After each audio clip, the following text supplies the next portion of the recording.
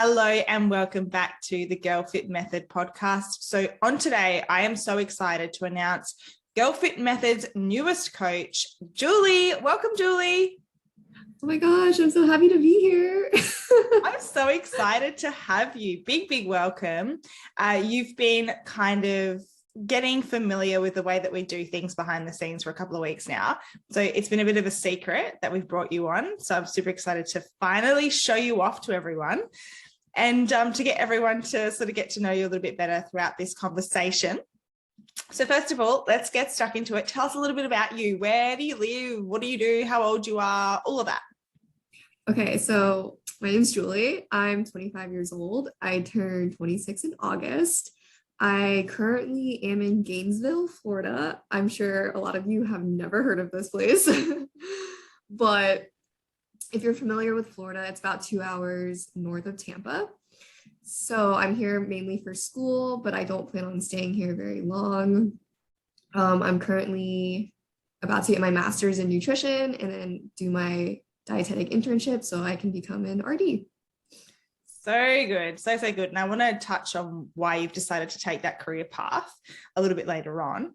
But let's go back a little bit, find out a little bit about you. What was your upbringing like?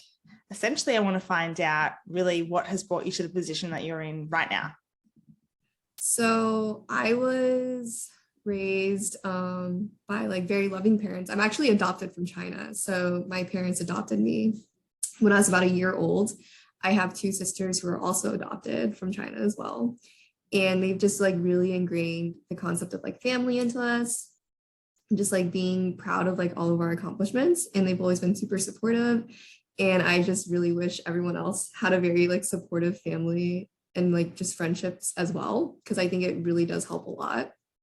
And then I went to school and I thought I was going to become a doctor. So I actually went and got a degree in biomedical science.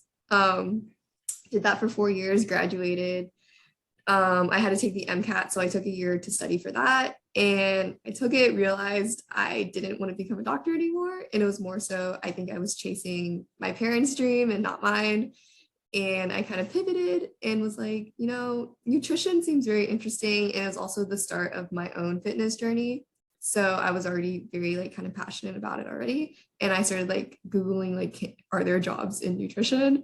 And turns out there's registered dietitians. And then the more I kind of got on Instagram and was in that space, online coaching kind of just came out of nowhere.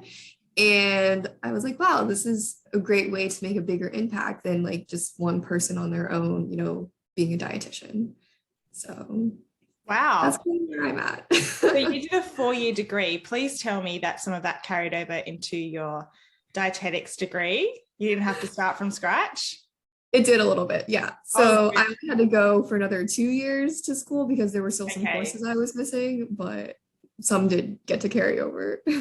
Okay. So what was that change in when you kind of sat back and realized, actually, I don't want to be a doctor? What was that? Was there a catalyst moment for you, or was it kind of just something that you eventually kind of realized it's not what you wanted to pursue? So I was going through a lot at the time when I graduated, because you kind of get to that point where you graduate and you're like, oh, okay, so now what? So I was in a 5-year relationship at the time, and that was kind of going downhill and going nowhere. And I realized I wasn't happy with a lot of aspects in my life. And I was also kind of in this huge disordered eating. So I wasn't really eating a ton and over exercising. And I just realized I was so unhappy with how things were that I needed to make a change. And then I started kind of looking into nutrition, and that was when I started, reverse dieting and restoring my hormones and my metabolism. And I was like, wow, this has been such a big change for me that I want to help other people go through this too, and see that there's a better side, and you can come out of this. So that was kind of the catalyst.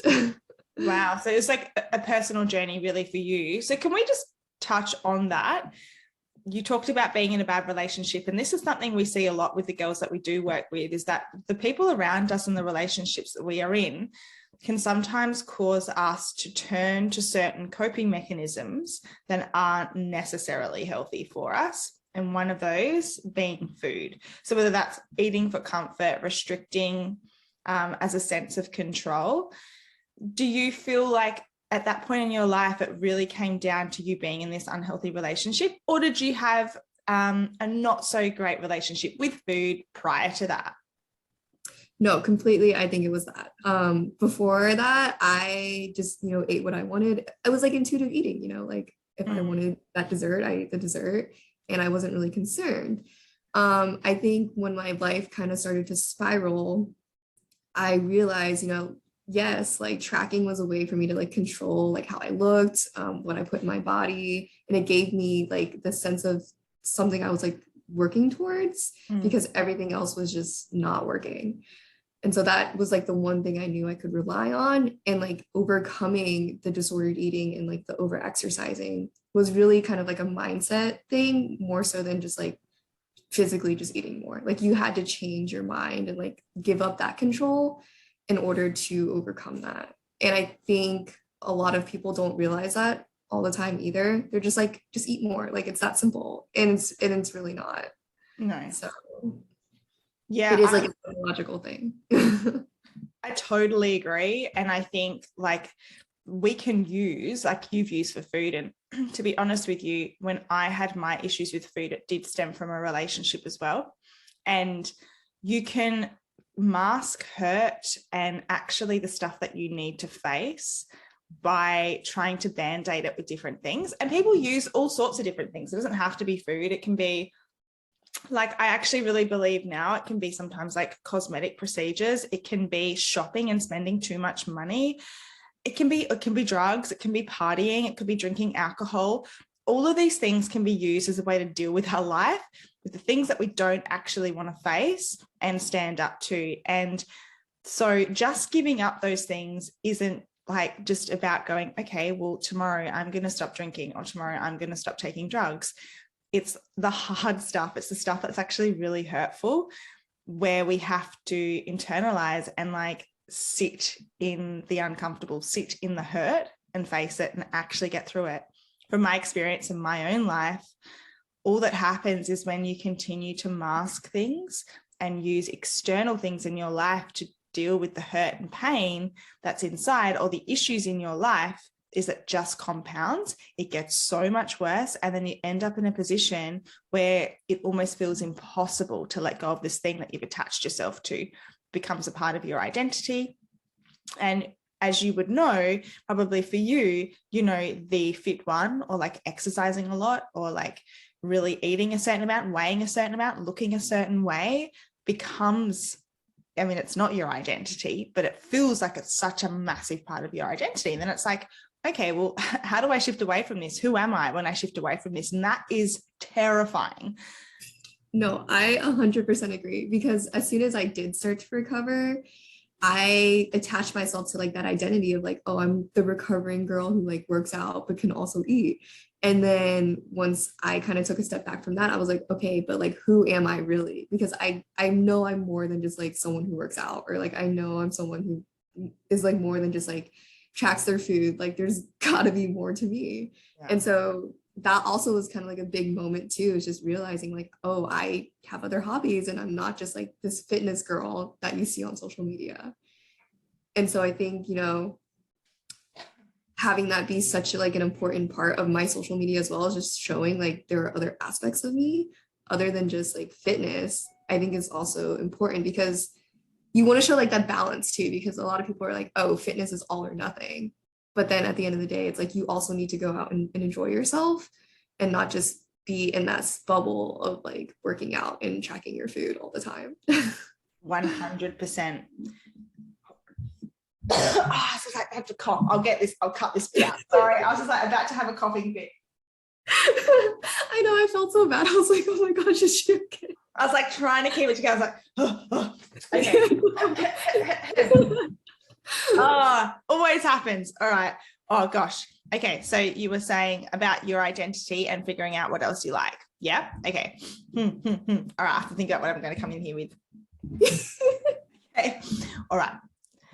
That's really interesting, because what I think, it's so easy as women to fall into the trying to get fit, trying to look a certain way as our default for a coping mechanism, because as women in society, a lot of our currency and our value, unfortunately, and I'm not speaking for those that actually truly love you and who you are, but it can be seen as a good thing, right? So when you look a certain way, you get praise.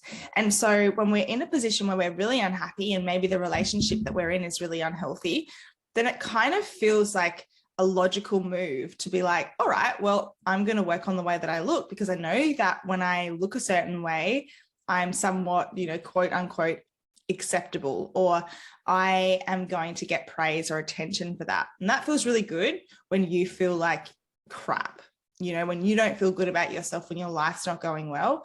It's so easy just to fall back into that becoming your focus, as opposed to actually sitting back and going, hey, these relationships that I have in my life, are they actually serving me? Am I deserving of more? And when you don't believe you're deserving of more, you can allow those behaviors, you can allow those people in your life, and it can almost be something that is reflected back on you, and you feeling like you're not good enough or you're deserving of being treated that way. And then that's also how we can go into, a situation where we're punishing ourselves with exercise and really restricting our calories. And it's a really slippery slope. Like it's not a great place to be. And it comes down to stepping back, dealing with the issue, and also knowing there's so much more to you than the way that you look. And we talk about this all the time, but there just is, because you're never going to be satisfied when it comes to, you're never going to get full satisfaction and health and happiness from just the way that you look. It needs to come from something much, much deeper than that. So what was it like? It sounds like you went through a period of time where you just like rediscovered yourself.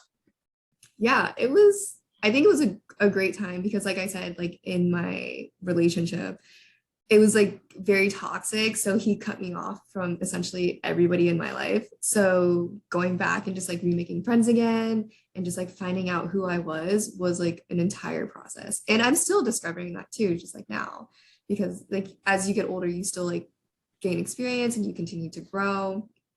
And I actually did therapy like a couple months ago. And I think that also really helped, release some of like the stored trauma and just like negative, like limiting beliefs that I still had from like these relationships. And so like going on this journey of like self-love and just like really understanding like who I am. And then I feel like once you do that, everything just kind of falls into place. And then you start surrounding yourself with like the people you really want to be around. And like you said earlier, it is a direct reflection of how you view yourself, because if you don't see yourself in a good light, you're not surrounding yourself with the best people. And so that's just been like a really big catalyst to like my growth, is just like really figuring out like who I am and like who I authentically like want to be. Because I think too, comparison also comes into play, and you're like, oh my gosh, like I want to look like her, or like I want to be a certain way. And you have to remember, like, we're all different and we're all unique, and you have to like embrace those parts of you rather than like be like afraid or like full of shame. And just the right people will like support you. Absolutely. And I think like I always, because I fall into this. It's so funny. I'm not even going to tell you who these people were, but I was listening to a podcast yesterday, and these are like really, really famous people. Everyone would know who I'm actually talking about, but I don't want to point them out. Anyway, I started looking at this guy's girlfriend because there was some like drama. I'm not going to delve into it. I don't want to bore you with it. It's actually not boring. It's very juicy, but that's for another time. Anyway, so I was looking at this girl, and she's really gorgeous, right? She's very like beautiful, very, very beautiful in society standards. And it hit me for a second when I was like, oh, and I have these moments where I look at someone and I go, oh, I'm never going to be that beautiful. And it's straight away, it makes me feel crap. And then I have to stop myself and go, well, why do I care? Why do I care? Why is that of such importance? Does that diminish from the impact I'm going to make in my life? Not at all. Does it diminish from the fact that the people around me love me and care for me? Not at all. You know, does it make me less of a person or less valuable? Not at all. All it's going to do is, if I allow myself to dwell on that, is to actually shift my focus onto something I can't control, which is wanting to look like someone, which I'll never be able to look like, as opposed to looking at myself and going, hey, this is what I've been given. This is me. Let's live life. You only get one life. Let's go for it and make the most of it, and appreciate that other people, you know, might have more than you. And it might not just be looks. It might be money. It might be like the perfect partner. It could be anything, you know, but the more that you just shift your focus away from actually living your own life and onto somebody else, you're just wasting it. Like, you're just absolutely wasting it. And we all do it still. And that's the reason I wanted to share that, is that I still do it, but I have the choice to choose whether to dwell on that and focus on that, or to shift my focus on what I can control and remind myself that I'm so much more than that. And I'm Tash, and I'm here to be Tash. Exactly. So back when I was like recovering, I actually worked with a coach. And one of the things she used to say to me, because like at the time I had severe like body dysmorphia, she was like, you know, your body is the least interesting thing about you. And when you ask people to like define you or like your personality, like they never mention your body at all. It's usually like other characteristics, like, oh, you're so positive, or like, oh, you bring like so much information to the table, or like your smile is just like gorgeous. Like, it's never like, oh, it's because you weigh X amount, or like you look a certain way. It's like, oh, I trust you, or you're a loyal friend, or all of these other things. And that really like strung such like a light bulb moment in my head. I'm like, oh yeah, she's right. Like, people really don't care as much as like what your body looks like as much as you think they do. So 100%. And if they do, they shouldn't be in your life. right. Here's like the harsh reality. And this is what I always remind myself of, and I try and remind our girls of, is that you will never be the best. You will never be the best. There is always going to be someone better looking than you. There's always going to be someone that has a better body, whatever that looks like, right? There's always going to be someone that is better than you. So what is the point of striving and constantly beating yourself up about something that you're never going to achieve? If you're going to live in comparison, you're always not going to feel good enough, because there's always going to be someone that's better than you. So why put your energy there? Why not look at yourself and look at what you can control and be the best version of you? And I think the main reason women don't do that is because they actually don't think there's much else of them that's of value. So if they don't have confidence in who they are as a person, then they go, well, what does society value? Society values the way that I look. Okay, well, I can focus in on that and make that, you know, I'm going to try and look a certain way, but you're never good enough. But if you can let go of all of that and go, do you know what? I'm going to make decisions in my life that serve me because I like myself, because I want to feel fit and healthy, and I want to live a long life. And actually, do you know what? I want to look good, but I want to look good in the way that I know I can as an individual, not comparing myself to somebody else. I want to fuel my body adequately so I can actually use my brain and I'm not starving constantly, and all that I think about is food, right? I want to be able to excel in my career. I want to be a really great mother one day. I want to be a great girlfriend. I want to be a great student. And all of these decisions that you make will then mean that the habits in your life improve, because you have a greater goal than just beating yourself up, sitting there comparing yourself and not feeling good enough. And the funny thing is you probably realized, once you let go of that, the rest becomes easy. So achieving whatever it is your aesthetic goal is, that actually becomes much easier when you're not in this fixated state where all you think about is food, all you think about is exercise, because the habits that you decide to take on and the steps that you take towards achieving that are actually not sustainable, number one, and usually not healthy. Yeah, no, I agree, because when you're in that restrictive and like over exercising, that's all your mind thinks about. And when I came out of that, I was like, I could be using like my brain for like so many other things, and I could be probably like leveling up in so many other areas of my life. but yet I decided to put all my focus and attention into like hitting cardio every day and hitting the gym and tracking my macros to a T. Like I couldn't be 1 gram over. Like Yeah. it just kind of saddens me sometimes that like that was like a point in my life, because like now I'm like I want to like put myself into like my relationship, my like relationship with my family, my sisters, school, and just like all these other things that now I can like distribute my energy to and just be an overall better person, back when I thought I was, you know, like fit and like the healthiest version of me, which like isn't the case. No, usually quite the opposite. Hey. Yeah. So you're clearly really passionate, and the reason we love you is that, you know, from exactly what you've just explained, your values align so well with Girl Fit Method, and I just know you are going to make such an incredible impact on the girls that you work with. So a massive, massive welcome. So excited to have you on board. You're so intelligent. You're so sweet. We're just so keen to have you on board. So big welcome. Thank you. Thank you. You're so sweet too. I already love it here so much. Oh, I love that. Yes. Well, you either, yeah, I think it's really important. And, you know, as I guess like the owner of Girl Fit Method, it's very important to me that everyone that we bring on aligns with us, because that filters down to our girls. And we really want to set a value system where everyone's on the same page, because that's how we can make the largest impact we possibly can. So, you know, I really love that. Now, a new segment of the podcast is answering a listener question.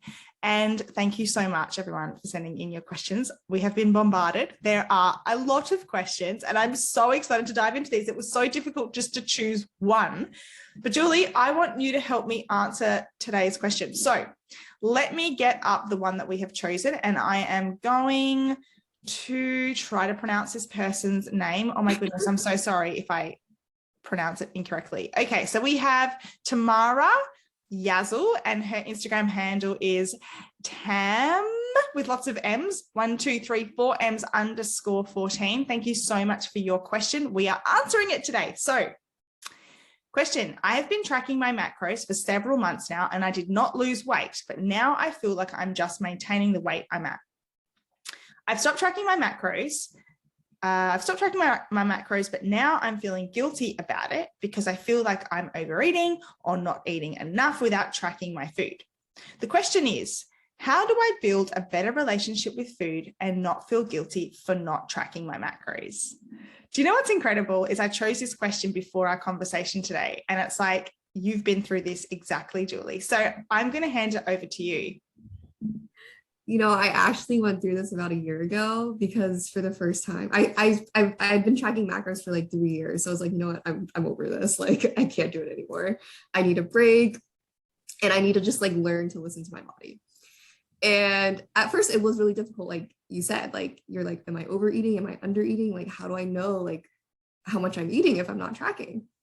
But I think because you tracked, you already have that preset knowledge, and then you can kind of make smarter decisions based on that. And then I'm also just very keen on just like listening to your body. So if you have like normal hunger cues and you're just at a place where like, I just want to maintain, like, honestly, just listen to your body. If you're hungry, you should go and eat. If like because you have that prior knowledge too, you're like, okay, I need to have a protein source, I need a carb source, and I need a fat source. And then I always like to check in with myself as well, like when I'm eating. So I'm like, okay, it's been about like 10 minutes. Am I still hungry? Like, do I need food? Am I just like kind of sitting here just playing with my food? Then clearly that's probably a sign I'm done with it. Because that will also help prevent like the overeating. Because like, I think a lot of us too are taught like you have to finish everything on your plate. And that's honestly not the case. So that just was like my biggest thing, was just like checking in with yourself and just really like listening to what your body wants. And if you do that, you won't be overeating and you won't be undereating. So awesome advice. Absolutely. I think it's really hard when you've been tracking macros for a long period of time to actually transition out of that and start intuitive eating, because you can kind of feel like you've lost the ability to actually intuitively eat. Kind of similar to what you mentioned, Julie, when you said when you started to have disordered eating prior to that, you didn't even think twice about what you ate. And that's essentially intuitive eating, right? When you don't even have any moral judgment about what you're choosing to consume, then you start tracking your food, and then everything becomes a number. All the food that you're eating becomes a number, and it becomes, oh my goodness, like, have I hit my calories? Have I gone under? Have I gone over? So transitioning out of that can be really, really difficult. And for this listener, look, Tamara, I would just say be kind to yourself and know it's a process. So if you've stopped tracking your macros, just like you said, Julie, you actually have that knowledge now. So now you know how to put a well-balanced meal together. But you don't want to fall into this trap where you're feeling like everything needs to be perfect. Like each day you need to hit your macros to the T. You need to be hitting your calories to the T. That's not life. Like life is going to mean some days you're not feeling that hungry, and that's okay. Then the next day you might feel more hungry because you're compensating for the food that you didn't eat the day before. You need to allow yourself to have a little bit more flexibility and be much kinder to yourself. And even if that means like, you know, I know that for our girls, when we are transitioning them off of tracking onto intuitive eating, we do it in a way where we try to sort of slowly ease them into it. So whether that's like one day off tracking, or they have all of their dinners off tracking, so that they kind of ease themselves into it so it's not so overwhelming. That's potentially something that you could also look into, which might make you feel like you're not having to work it all out on your own to begin with, and then feeling really bad. But I do notice that she said the word not guilty. How do I not feel not guilty about tracking food? All of this, I believe, really comes down to mindset. Like you said, Julie, she knows what's in food right now. It's her mind that's playing games on her. Yeah, and you just have to trust yourself too. And also, like you said, give yourself some grace, because it will be a little bit hard at first. And life's not perfect, like you said too, because some days our body is not like a machine and we're like daily, okay, we need this set amount of calories.